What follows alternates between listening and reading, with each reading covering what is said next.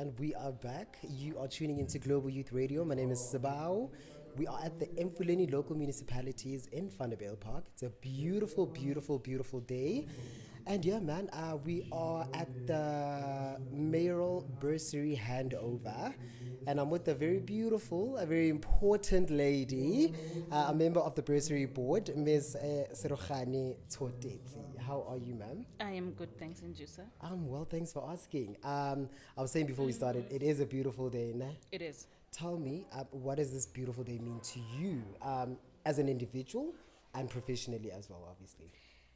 As an individual, for me, it means a lot to see young people, especially those who come from unprivileged backgrounds, getting assistance to be able to further their education. For some of us in the past, it was quite difficult to get such access to assistance, and seeing that happening to a black child, to me it says we are in the right track. Absolutely, hey. Can you walk us through the selection process? Obviously, are there specific qualities that you are looking for when it comes to selecting, obviously an individual to sponsor? Yes, there is. One, we look at the household income. That is what directs us as to whether you qualify. And we're looking at a maximum household income of 350,000. If it falls within that bracket, yes, you qualify. It's one of those things that we look at. Secondly, we look at your results, your final matric results.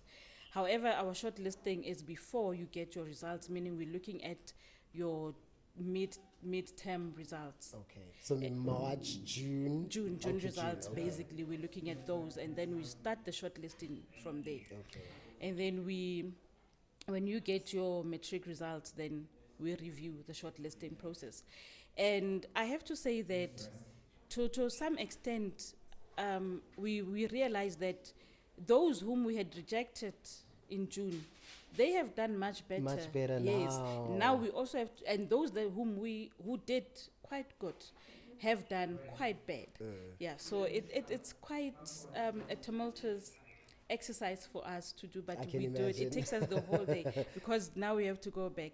Secondly, we're looking at, besides the income, it's the results, it's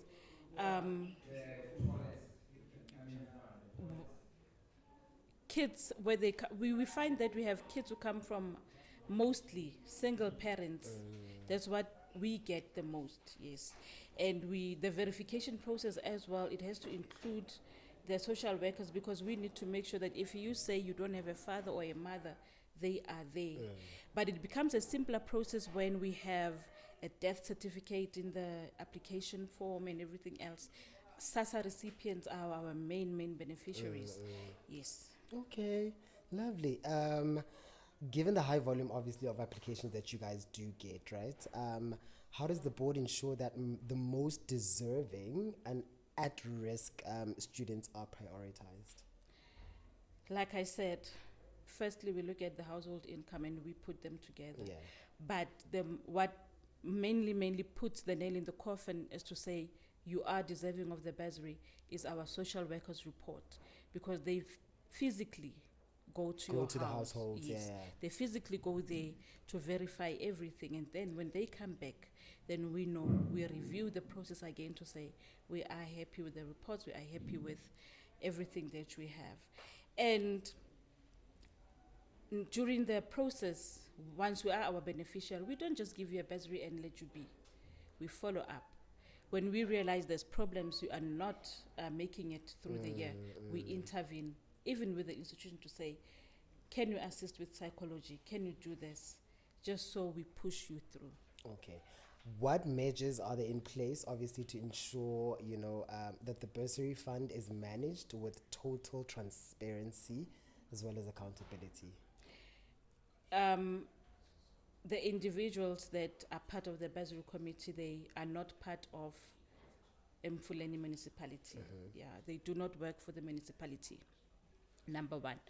Number two, we ensure that should there be anything that you need to declare as to whether you know a certain applicant or what, it has to be declared.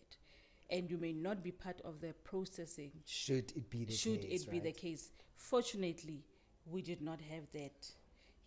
And thirdly, we also look at, we also have the MMCs for us. We also have the social workers, they assist us with that. And it has helped us because even when we do the short listing, we do not specifically say these are your applicants, these are your applicants. Yes. We sort them out based on the criteria that I gave to you. And it makes it easier for us. And we are very transparent for anybody who would say who are who were the applicants, who are the beneficiaries. We make sure we keep the records for openness. Should anybody want to see, should anybody want to know what is happening, that is open. Okay. Fair, fair. And then beyond obviously maintaining, the good grades, coming from, a certain household that falls under a specific bracket, what does the board expect the students or of the students in terms of their conduct, and how they are within the community? We expect them to, first of all, to pass. Secondly, to attend. Thirdly, to project, to be a working advertisement of An ambassador of some sort. an ambassador yeah. of some sort. That's what we expect. All right. And then lastly, are there any plans obviously to expand the bursaries board reach to include, I know for some people they might assume that you guys only sponsor or provide bursaries to students that attend varsities, and not TVET colleges. So are there any plans, or is that the case? It's not only for people that attend varsity, but also for TVET colleges as well. Okay, previously when we started in 2022, we would fund TVET, but we would find that TVET, NSFAS funds them so easily and they would, because we don't do double dipping. Immediately when we have relations with all the institutions, when NSFAS takes them in, the institution would notify us. And as a result, now it means we have funds extra on the side Okay. when we could have given those funds to somebody else. So with TVET colleges, we have sort of not been given to them because of that. Yeah. However, we have extended, because we also have a memorandum of understanding with Northwest University to say we will fill in the missing gap, which is those who have graduated, which NSFAS does not fund. So those are our main priority, as well as to say you wanna do your honors, you wanna do your Masters. yes, we are here to fund you because NSFAS does not fund those. Okay. Thank you so much. Very, very lastly, what would you like to say to all, the previous students and the ones that have gotten the bursaries that are here today? Any motivation of some sort? The world is your playground, but do play well. Aim to get that ball into the net. Do not just play for the fun of it. Play well. Reach your goal. You're good to go for the future. Lovely. You're good to go for the future. Thank you so much, Me. That was Miss Serogani Tsoteti, who's a member of the bursary board. Thank you so much for having us, Me. Thank you very much. Thank you.